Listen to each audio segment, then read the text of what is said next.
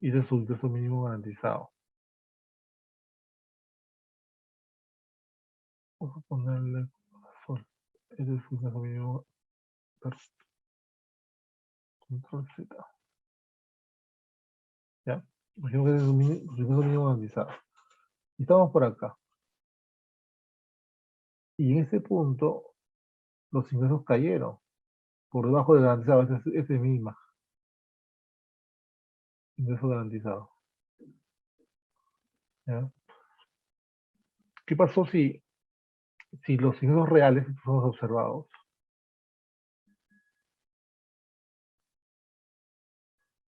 cayeron por debajo? Están por acá. Evidentemente, si el Estado les ha garantizado este nivel, acá hay un déficit, ¿cierto? Un déficit del cual no han obtenido. Esta parte de acá,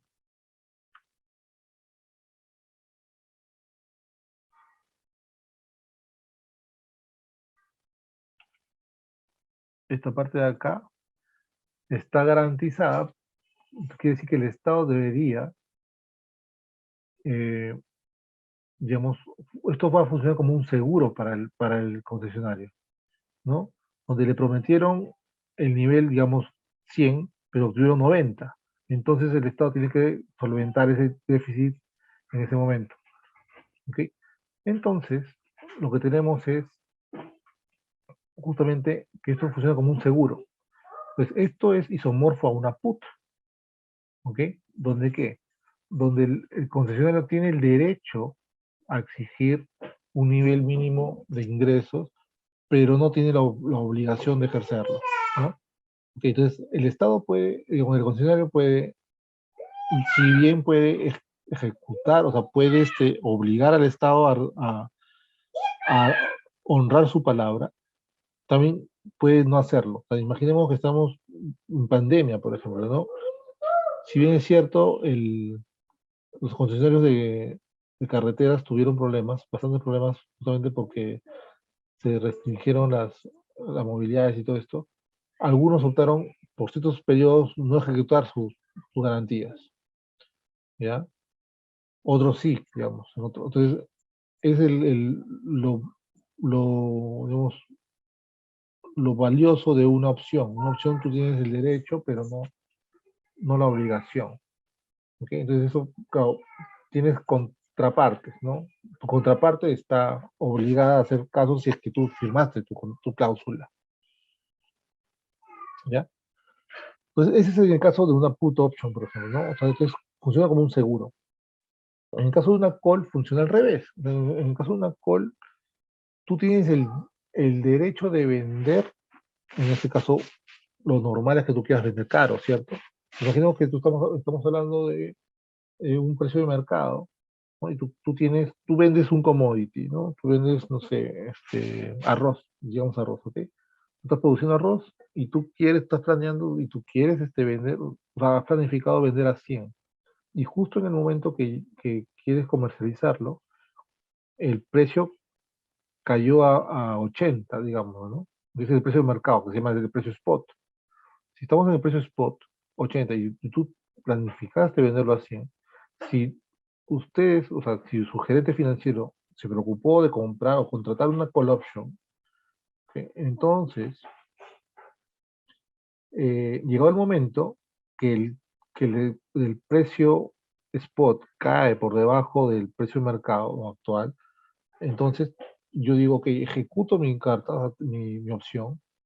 Ok, si ejecuto mi opción, yo tengo el derecho de vender a los 100 que había pactado, que es el precio strike, ok, cuando el precio de mercado está bajo. Entonces yo tengo el derecho de vender caro, porque es lo que uno siempre quiere, ¿no? Uno en teoría, si ve un riesgo, lo mitiga justamente bajo tu visión, bajo tu view. Entonces, en ese caso yo tengo el derecho de vender alto, digamos, distinto al precio de mercado. ¿Por qué? Porque yo he pagado por esta call option. ¿Ok? En el otro caso es una put. En buena cuenta es, yo tuve el derecho de vender, de recaudar a un cierto precio. ¿Ok? Entonces así funcionan las opciones. Entonces, estas dos tipos se conocen como, depende, ¿no? Si son americanas, ¿ok? Se van a conocer como plan vanilla o plain vanilla, que son opciones, simplemente opciones americanas, ¿ya? ¿Ok? Eh, y el modelo detrás para poder valorizar esas opciones se conoce como Black and Scholes y Merton, o Black, Scholes, Merton, ¿no? Los textos lo llaman básicamente como eso. ¿Qué personas necesitamos? Justamente el concepto de precio de mercado, que es el spot, el precio strike, que es el ejercicio, el periodo de madurez, la volatilidad, la salida de riesgo, los dividendos, en este caso dividendos, ¿sí? Cuando hablamos de opciones reales. Eh, digamos que ejemplos de esto no vamos a profundizar porque digamos, este punto, esos puntos los tocan ustedes en otro curso que creo que se llama inversiones, si mal no recuerdo, más adelante, en otro curso. Pero sí funciona, ¿no? Entonces, para poder valorizar estas opciones, tenemos estas metodologías, que es el modelo binomial, Black-Scholes o Monte Carlo, ¿no? Monte Carlo es una múltiples iteraciones y establecer cuál es el rango meta. ¿Ok?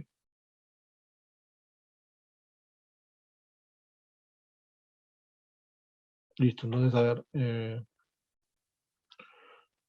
luego, este otro método de valoración que son múltiplos, esos son valores de mercado, o sea, son como, o sea, ya nos alejamos del método de valoración intrínseco, ¿ok? Y acá ya estamos hablando de valor referencial. Eh, todo lo que son temas múltiplos, vamos a hablar de lo que se trata de siempre valor referencial, o sea, justamente múltiplos implica encontrar métricas que podamos, que nos permita trabajar con datos de mercado. ¿Ok? Entonces acá vamos a encontrar una serie de múltiplos como el valor EBITDA. Bueno, vamos a ver. ¿Ok? O sea, a ver, vamos a tratar con múltiplos de capital y valor referencial. O sea, típicamente vamos a mezclar conceptos de valor en términos de PIG o EBITDA también, por ejemplo, o márgenes, con conceptos de balance. Entonces ahí vamos a hablar de balance en términos de activos o de patrimonio. ¿Ok?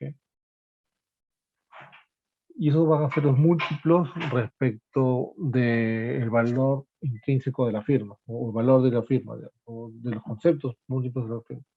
Y cuando ya hablemos de comprar firmas entre sí, y ya vamos a hablar de los comps, los populares comps, o comparativos, o comparables. ¿Ok? Entonces, hay dos métodos principales para realizar múltiplos, ¿no? Los análisis comparativos de empresas, o sea, de empresas comparables, y luego transacciones que sean previas, ¿no? O precedentes. ¿Sí? Entonces, hay dos cosas, ¿no? Uno, comparar contra empresas que sean similares. Hay que establecer también cuáles son esos criterios de similitud.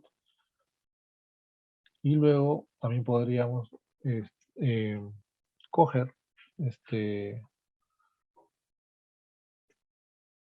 o sea, no, buscar, acá sí tendrían ustedes que entrar a Bloomberg, por ejemplo, y buscar asuntos de eh, encontrar criterios para poder decir esto es comparable a esto y esto no es comparable, ¿no? Eso ya depende bastante de varias cosas. Un segundo,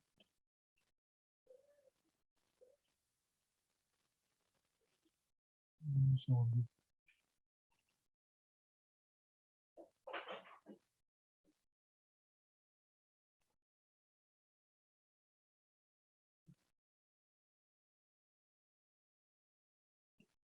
Yo acá quiero mostrarles algo.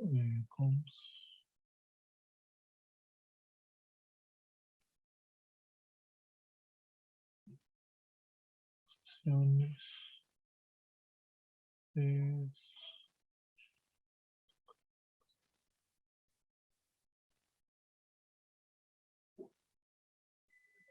Wait a minute.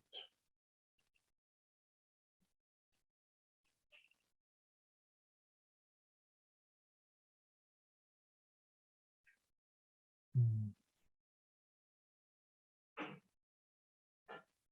No encuentro lo que está. Fechas.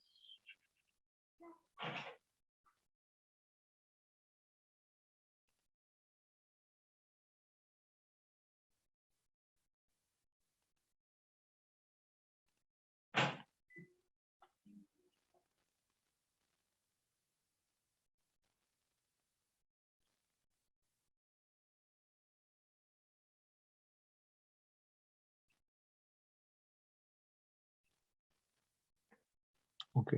Entonces,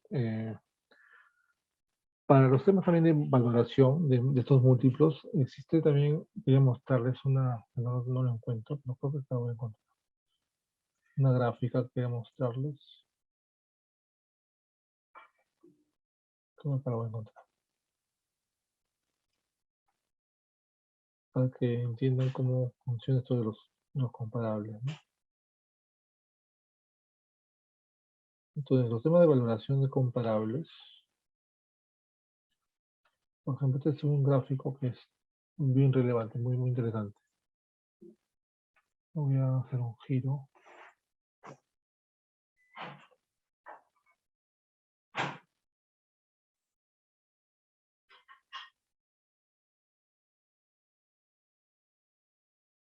Acá.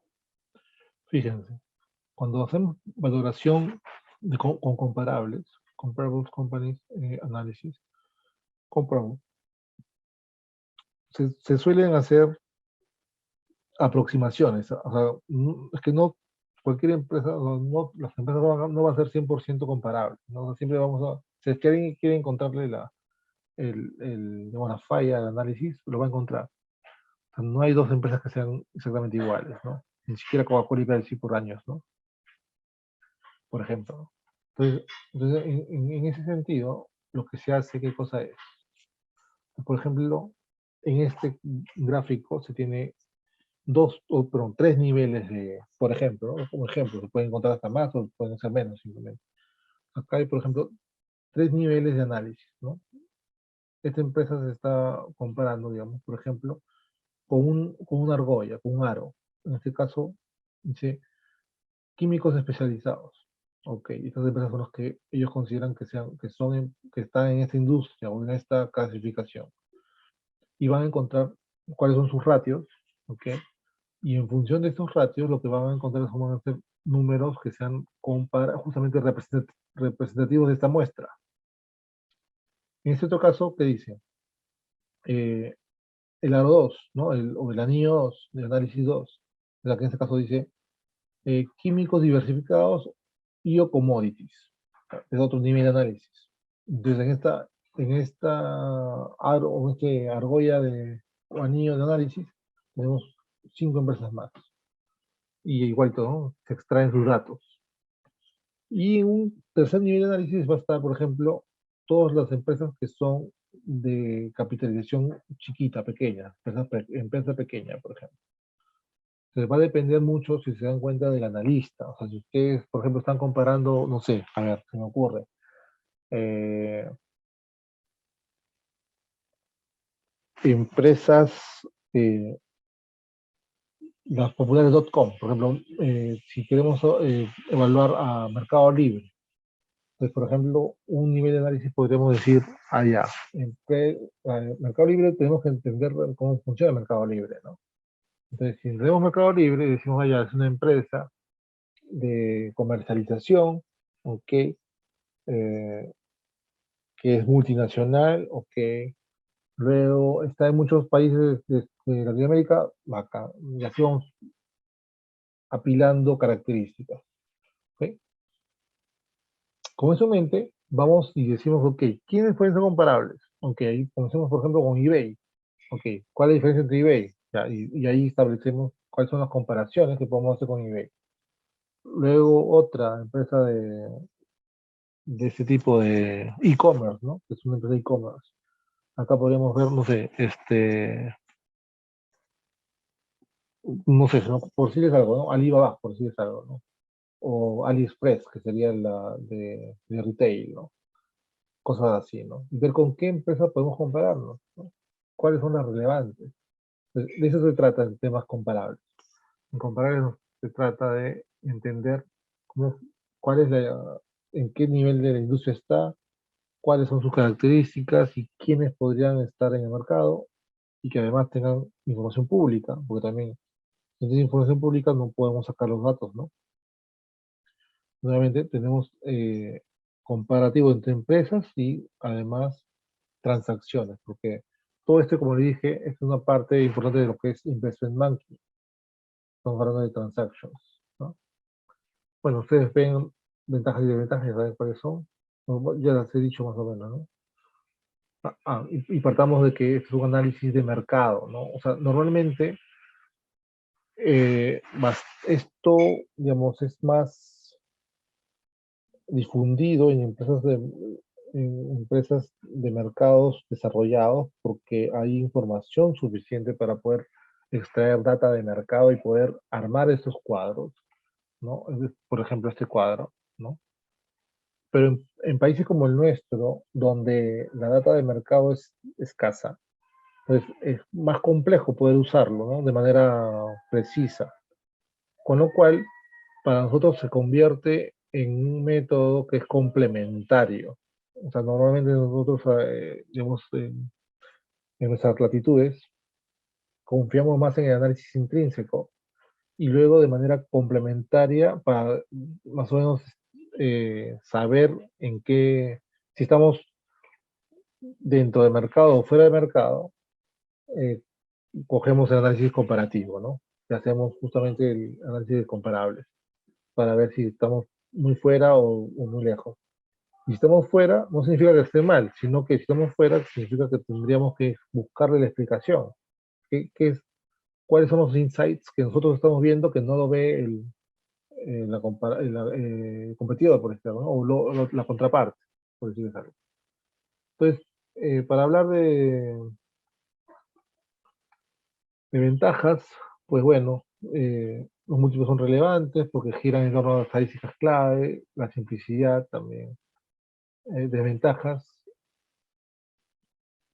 digamos, simplifica mucho la operación, la información. Los múltiplos representan una sola instancia del estado de una empresa. O sea, se dan cuenta, pues son datos fríos que además no pueden estar ocultando información detrás, ¿no? Ok, pues para hablar también de otro tipo de múltiplos, está acá el Price Earnings Ratio.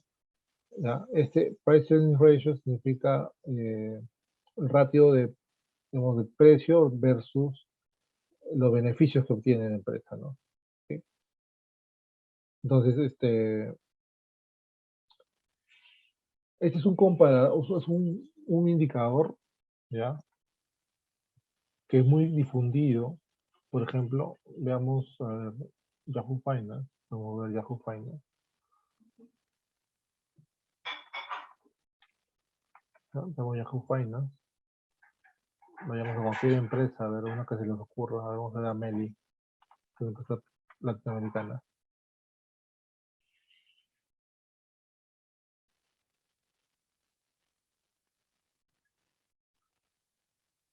Soy Netflix, no quiero ver Netflix. Mercado Libre. Ya, estamos acá en Meli. Y si vamos acá,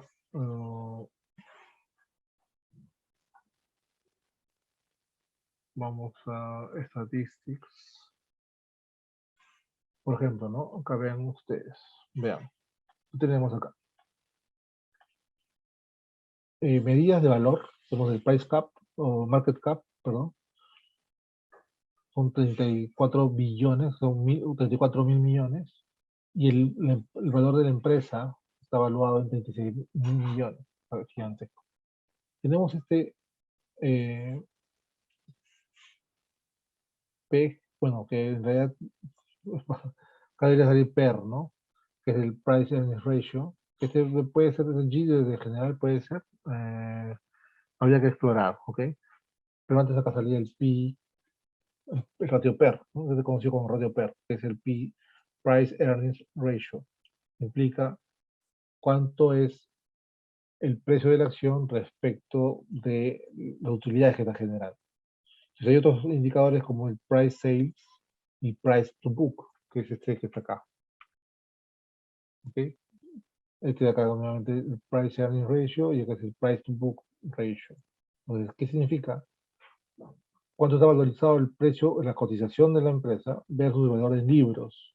Entonces, si esto es, si el ratio es mayor a 1, evidentemente es una empresa con un valor superlativo, ¿no? Que el mercado valoriza más la acción que el valor en libros. Después está Price to Sales, que ya habíamos visto, hasta acá. Price to Sales. Okay. Y así sucesivamente. Estos son múltiplos de valor empresarial, que esto también es bien conocido. El EV, o sea, Enterprise Value, que sería el valor de la empresa, ojo. O valor de la empresa no es el valor patrimonial, no es el valor de la deuda, es el valor, el valor de la empresa. EV Revenue. Entonces, ¿qué mide esto? Mide cuánto es el valor de la empresa versus los ingresos que está generando, cuánto es el valor de la empresa respecto del EBITDA que está generando, y también hay otro de BIT, por ejemplo, y otro de Invested Capital. Entonces acá podemos ver algunos datos, ¿no? Por ejemplo, acá por ejemplo, EBITDA Margin, acá vemos el Debt to EBITDA, acá EPS, que es Earnings Price Share, ¿ok? Por ejemplo, acá tenemos el Equity Value, este era el Equity Value, toda esta columna, y ese es el Enterprise Value. Entonces tenemos estos dos elementos, ¿no? El valor de la empresa y el valor del patrimonio en temas de valoración.